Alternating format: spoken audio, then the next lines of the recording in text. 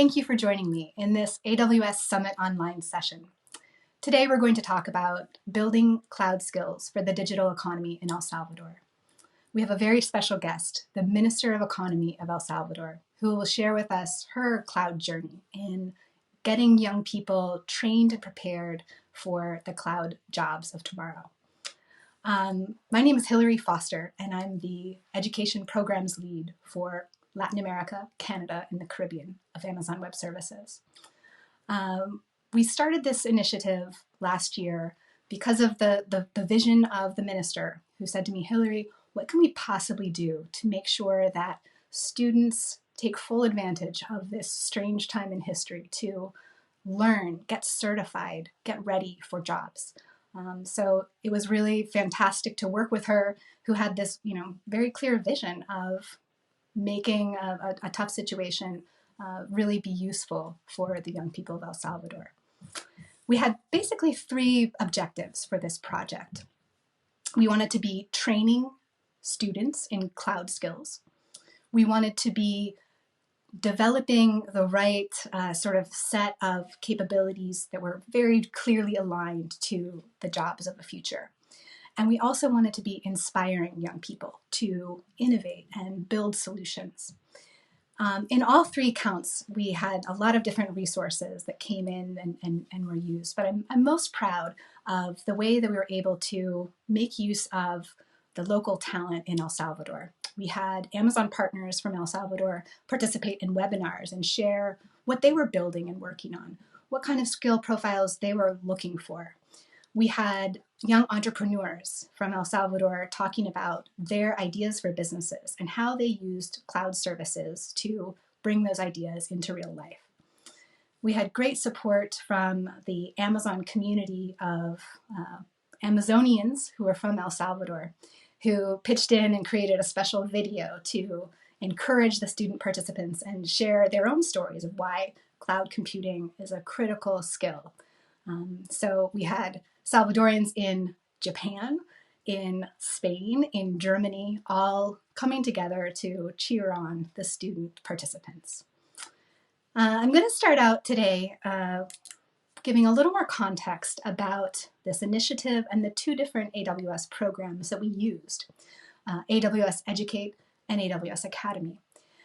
Then I'm going to pass over the presentation to the minister, who will share a little bit more about her vision for workforce development and how cloud skills sort of fit into that. It's sort of her experience of being the main coordinating body for this initiative. And finally, we're going to have a special opportunity to hear from one of the participants who will share her sort of enthusiasm for what this program has meant for her and the academic and professional opportunities that it's opened up. First of all, the context of why we started this program. We understand in the industry that there is a very significant skills gap. So 90% of organizations report severe shortages in talent.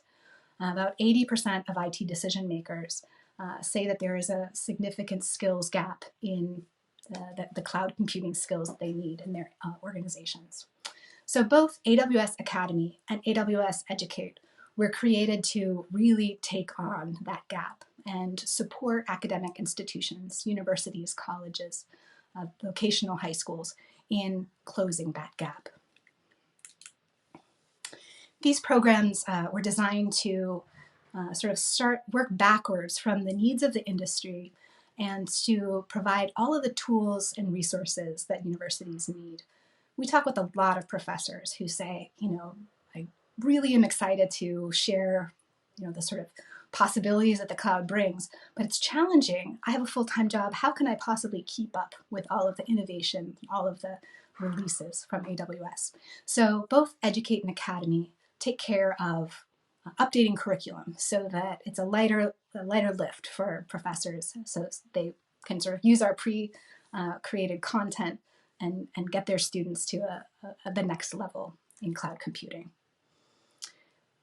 Both of these programs are designed to provide content, practical experience, and AWS Academy also provides that path to certification, which we know is so important to distinguish yourself in the job market. I'm going to start out by sharing a little bit about AWS Educate. Educate is an online portal where you can access 12 different career pathways, ranging from Cloud 101 if you're just getting started and want to understand the basics of cloud computing. We also have cybersecurity specialist. We have machine learning scientist. There's a special data analytics course. So all of these pathways have videos, laboratories, and other learning experience, documents that explain how to create solutions. In addition to all of those pathways, we offer badges, which are sort of bite-sized content on some of our emerging technologies, such as Alexa or autonomous vehicles. Finally, there's a job board that AWS Educate has, because we want to make sure that students can be connected to the employers that are looking for talent like them. There are jobs and internships on that job board. AWS Academy is a program that focuses on preparing professors to provide official AWS content in their classrooms. We provide all the training materials for professors, and then once a professor becomes certified, that professor can go on and use official AWS curriculum in their courses. The great thing about Academy is that the courses align all to our certifications. We offer a 50% discount for students who go through an AWS Academy course and are ready at the end to get certified. I'm going to wrap up here with some of the reflections that students have on what AWS Educate and AWS Academy has meant to them in their professional careers and as they think about getting the knowledge and the skills that they'll need for the next step after graduation. With that, I'm going to pass the presentation on to Minister Ayem. It's been such a great pleasure to be working with you, and we are so grateful for all that you have provided to this initiative and the investments that you've made. And we look forward to continuing to work with you and make an impact for students together. Over to you, Minister Ayem. Thank you, Hillary. I'm happy to be here today and share about our joint project, Cloud Skills for El Salvador, which integrates 3 topics that I'm very passionate about: education, technology, and youth. Before going into the project, I would like to share a little bit about El Salvador. El Salvador is located in Central America and in a small area, about 21,000 square kilometers, lives around 6 million people, known for being very hardworking.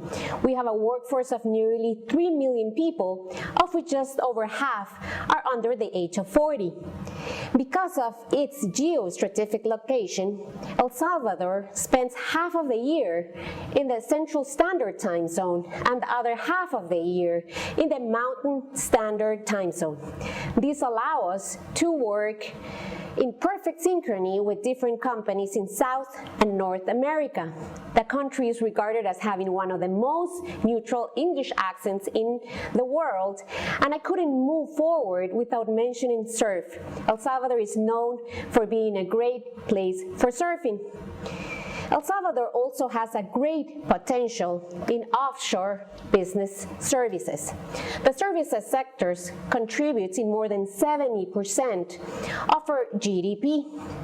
Only the ICT sector represents 31.7% of our foreign direct investment, generating about 29,000 direct jobs. Among the companies, the foreign companies that are established in El Salvador are Ubiquity, OneLink, Sykes, Atento, Telos, Teleperformance, Blackhawk, Concentrix, The Office Gurus, and Rulesware.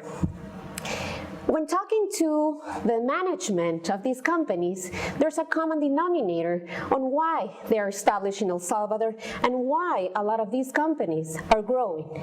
And it's always the labor force. As we can see, energy and work ethics are words that come to mind when talking about El Salvador labor. Excellent skills and qualities, communication skills, and soft skills. El Salvador's government has been committed to develop an ecosystem for developing digital and technological services. We want to become the hub of digital and technology services in the region. We have identified 6 areas that are very important to be strengthened in order to provide all the conditions for companies, local and international, to establish, operate, and grow in El Salvador. These areas are regulatory framework. We already have a robust incentive framework that provides incentives for companies to establish in El Salvador, but we're working in order to reduce bureaucracy, and we are providing personalized services for companies in order to be able to establish, operate, and grow in the country. We're also working with different institutions in the government to develop the infrastructure that we need in order to become more competitive. We're working to improve our ports and airports, to improve our road connectivity, but also our digital connectivity. We're already one of the countries in Central America with the highest progress in this area, but we're working to increase the coverage and the quality of our telecommunications companies.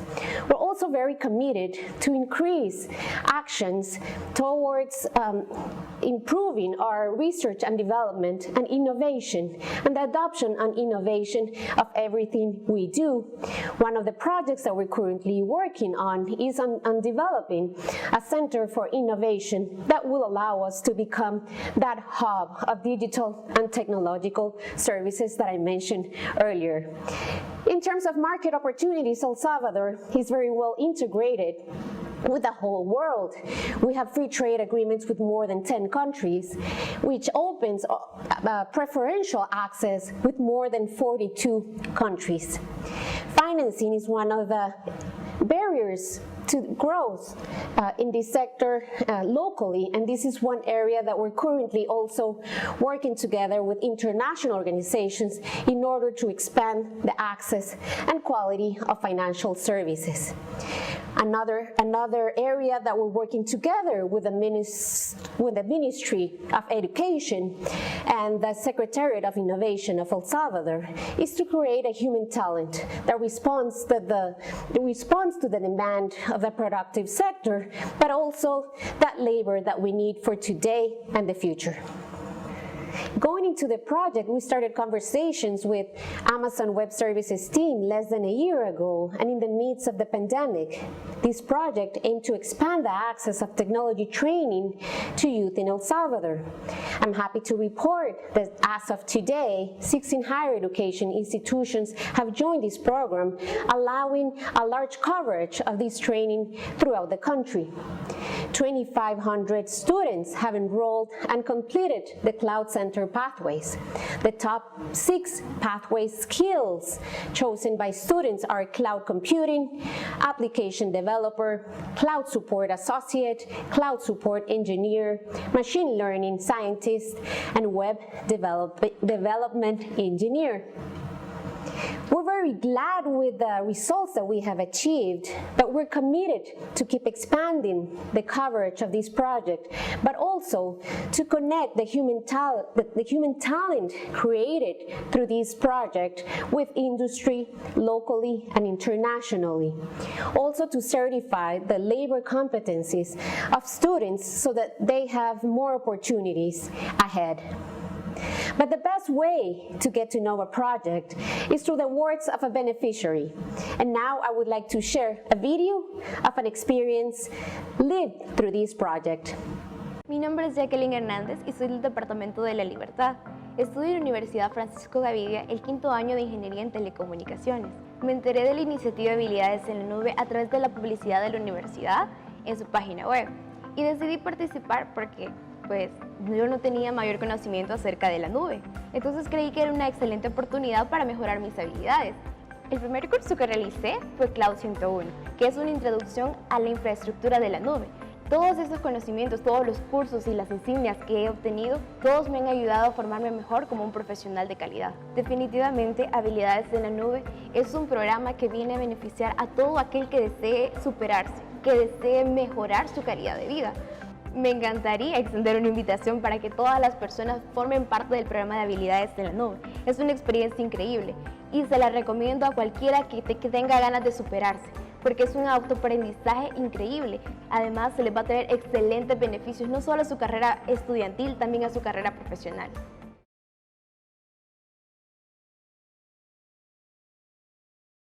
I thank you very much for your time.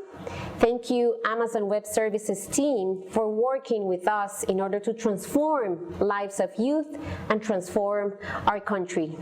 Back to you, Hillary. Thank you so much, Minister Ayam. We want to reiterate our appreciation for all that you've done to support this initiative, and we look forward to working with you in the future on helping the young people of El Salvador. To conclude today's session, I want to invite you to check out the two programs that I've mentioned, AWS Academy and AWS Educate. For more information on AWS Academy, just visit www.awsacademy.com. Likewise, for AWS Educate, it's awseducate.com. There, if you are an educational institution, a university, a professor, or a student, you'll be able to find more information and learn how you can join one of these programs. So thanks again for joining. In summary, now is the time to think about and take action on building cloud skills for the next generation. We know that there's a huge need in the industry, and on our part, we are here at the ready to work with you to find ways of making sure that students are coming out and graduating ready for the workforce. We want to thank all of the participants of our initiative, all of the universities, the Ministry of Economy, and really thank you for your interest in this panel today.